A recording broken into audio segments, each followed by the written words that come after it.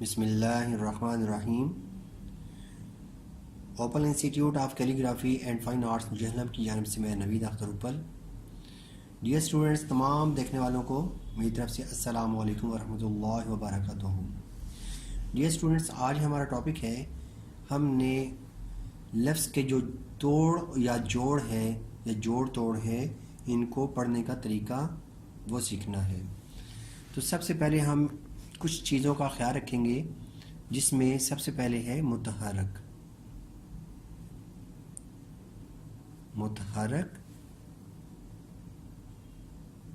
ساکن، ساکن اور موقوف۔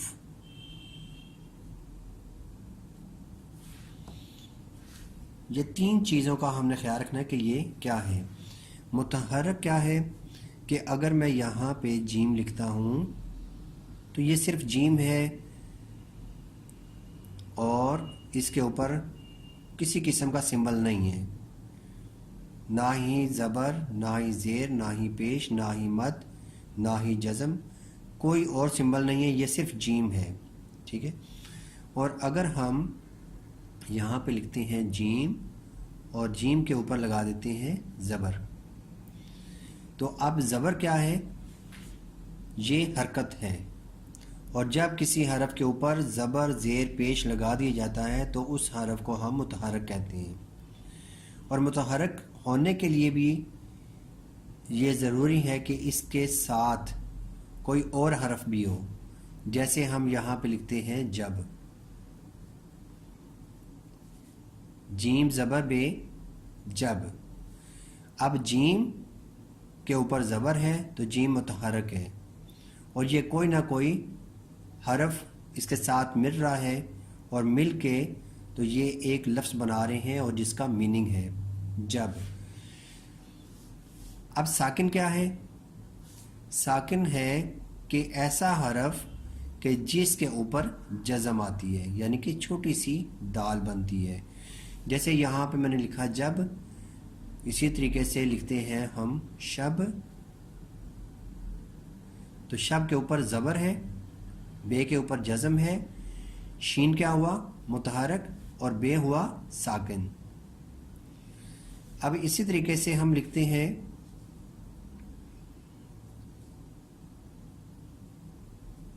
جیم زبر وا جو، اور اینڈ پہ ہے اڑے۔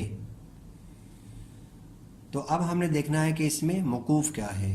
موقوف کس کو کہتے ہیں؟ کہ جس کے شروع میں ایسا حرف کہ جس کے شروع میں اس سے پہلے والا جو حرف ہے متحرک نہ ہو، ٹھیک ہے۔ اور اس کا مطلب یہ ہے کہ ایسا یہ حرف ہوتا ہے کہ جس پہ ایک لفظ کمپلیٹ ہو جاتا ہے اور اس کا میننگ بھی مکمل ہو جاتا ہے، جیسے یہاں پہ لکھا ہوا ہے جوڑ، تو آپ دیکھیں کہ جو رے ہے اس کے اوپر بھی جزم ہے، لیکن اب ہم نے اس میں یاد رکھنا ہے کہ جیم کے اوپر زبر ہے تو یہ متحرک ہے۔ آگے واو کے ساتھ جیم کو ملا کے ہم لکھ رہے ہیں جیم وا جو، تو واو کے اوپر جزم ہے اور یہ کیا ہے؟ ساکن ہے، واو ساکن ہے۔ اب رے جو ہے، رے کے اوپر جزم ہے، لیکن اب اس کو ہم ساکن نہیں کہیں گے، کیونکہ رے کے شروع میں بھی یہاں پہ ساکن، واو ساکن ہے، تو رے کیا ہوا؟ رے موقوف ہوا، ٹھیک ہے۔ اب اس کو ہم رے موقوف بولیں گے، تو اس کا جوڑ کرنے کا کیا طریقہ ہوگا؟ جیم وا جو، یا جیم زبر وا جو، رے موقوف، رے موقوف جوڑ۔ اسی طریقے سے توڑ۔ اب میں اوپر زبر یا جزم نہیں لگاتا، کیونکہ زیادہ لگانے سے کیا ہوگا کہ جو قاری ہے یا دیکھنے والا ہے، پڑھنے والا ہے، وہ کنفیوز ہوتا ہے۔ تو اردو میں جو بچہ پڑھتا جاتا ہے یا آپ اردو کو پڑھتے جاتے ہیں اور اس کی جو میننگ ہے اس کے لحاظ سے لفظوں کی آپ کو شناخت ہوتی جاتی ہے، تو پھر آپ کو زبر، زیر، پیش یا اعراب لگانے کی ضرورت نہیں پڑتی۔ تو اب ہمیں یہاں پہ لگانے کی ضرورت نہیں ہے، لیکن اس کے ہم اس کو پڑھیں گے کیسے، اس کے توڑ کیسے کریں گے؟ تے وا تو، رے موقوف توڑ. اسی طریقے سے میم و مو، رے موقوف موڑ. تو ڈیئر اسٹوڈنٹس، ابھی آپ کو اندازہ ہو گیا ہوگا یا آپ کو پتہ چل گیا ہے کہ متحرک، ساکن اور موقوف میں کیا فرق ہے، اور جب آپ جوڑ یا توڑ کریں گے تو پھر ان چیزوں کا خیال رکھنا ہے. اب ہم آگے چلتے ہیں. الف سے بننے والے کچھ لفظ ہم لکھتے ہیں. الف مد آ، بے ساکن، آب. آب. اب یہاں پر ہم بے موقوف نہیں بولیں گے، کیونکہ بے کو موقوف ہونے کے لیے اس کے شروع میں حرکت نہیں چاہیے بلکہ جزم چاہیے. ٹھیک ہے، تو اب یہاں پہ جزم تو نہیں ہے، یہاں پہ تو پیچھے الف مد آ ہے اور بے کیا ہے، بے ساکن ہے. تو اس کو ہم پڑھیں گے آب، الف مد آ، بے ساکن، آب. اور اگر ہم یہاں پہ لکھتے ہیں بے الف با، بے پیشوا بو، بابو، تو اس میں بے متحرک ہے، الف ساکن ہے، بے پھر متحرک ہے کیونکہ اس کے اوپر پیش ہے، اور واو ساکن ہے. تو اب اس کو ہم بولیں گے یا پڑھیں گے بے الف با، بے پیشوا بو، بابو.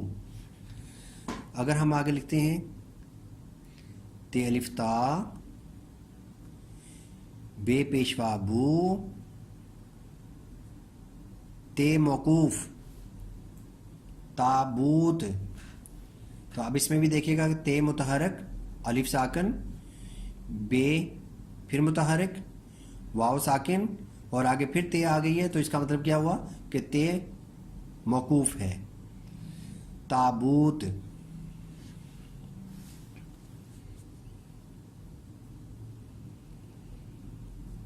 تے وا تو، تے الف تا، توتا.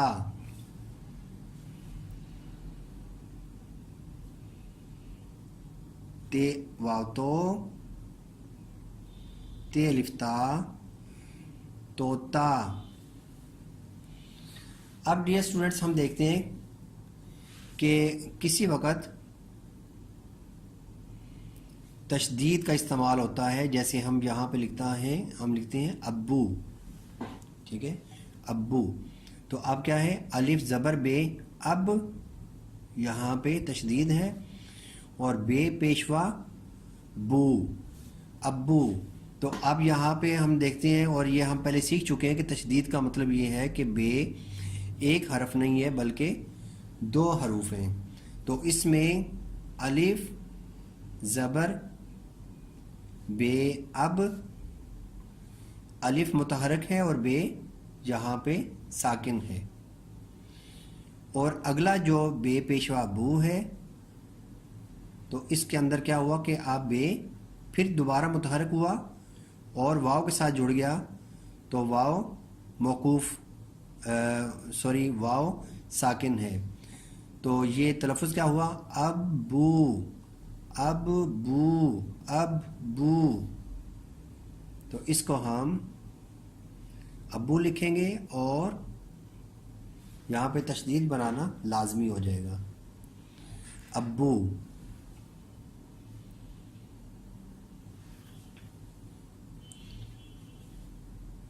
آگے ہم لکھتے ہیں امی یا اماں. اماں کو ہم لکھ لیتے ہیں پہلے.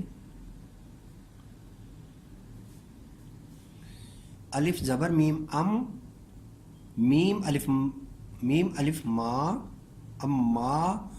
آگے نون کیا ہے، نون غنہ ہے، اور یہ نون موقوف ہے، تو ہم یہاں پہ اماں بولیں گے، اماں.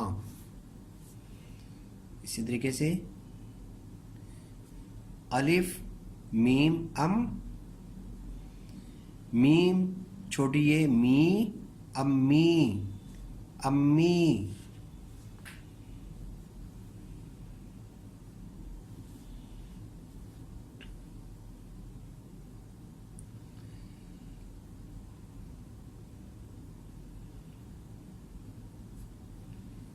کاف الف کا، گاف الف گا، ری الف را، گارا،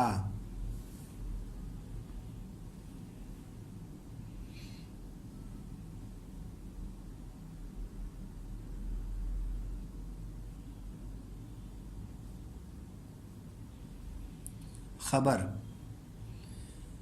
خ زبر خ، بے زبر رے بر، خبر،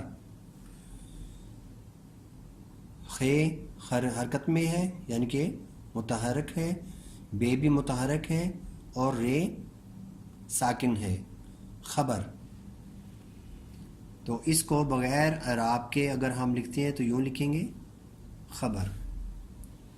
اور میرے نزدیک چھوٹے بچوں کو اگر سکھایا جائے تو اگر اعراب کے ساتھ سکھایا جائے تو یہ زیادہ اچھا ہے، تاکہ بچے تلفظ جو ہے وہ کم از کم کوئی بھی لفظ ہے اس کا تلفظ جب ان کو آ جائے، اس کے بعد زیر زبر اگر نہیں بھی لگاتے تو کوئی حرج نہیں ہے، کیونکہ ان کو پتہ چل جائے گا کہ یہ خبر کو ہم نے خبر ہی پڑھنا ہے، خبر نہیں پڑھنا، خبر نہیں پڑھنا، ٹھیک ہے؟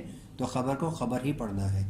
یہ ایسا ہی ہے ڈیئر اسٹوڈنٹس کے جیسے عربی لوگ قرآن پاک کو وہ بغیر اعراب کے بھی پڑھ سکتے ہیں کیونکہ ان کی مادری زبان ہے، تو اسی طریقے سے اردو ہماری اپنی زبان، قومی زبان ہے، مادری زبان ہے، تو کچھ ایسے الفاظ ہوتے ہیں کہ جن کا تلفظ بچوں کو نہیں آتا، تو اگر جوڑ توڑ ان کو سکھایا جائے اور متحرک ساکن موقوف کا ان کو کنسیپٹ دیا جائے اور اسی طریقے سے اعراب لگا کے تو ان کو لفظوں کی پہچان اور لفظوں کی مشق کروائی جائے تو پھر ان کی اردو اچھی ہو سکتی ہے۔ تو یہ تھا ہمارا، یہ آخری ہمارا لیسن ہے جوڑ توڑ میں کہ ہم نے اس میں 3 چیزیں سیکھی ہیں۔ تو ڈیئر اسٹوڈنٹس مجھے امید ہے کہ اس میں آپ نے بہت کچھ سیکھا ہوگا۔ تو ڈیئر اسٹوڈنٹس ہم نیکسٹ جو ہمارا لیسن ہوگا اس میں ہے کہ ہم نے